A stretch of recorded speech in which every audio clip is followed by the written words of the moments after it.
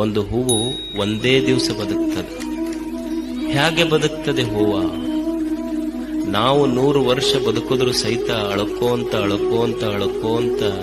ಗುದ್ದಾಡ್ಕೋಂತ ನಾವು ಬದುಕ್ತೇವೆ. ಆದ್ರೆ ಅದೇ ಒಂದು ಹೂವ ಬದುಕ್ತದೆ. ಎಲ್ಲಿ ಬೆಳೆದಿರ್ತದೆ ಹೂವ?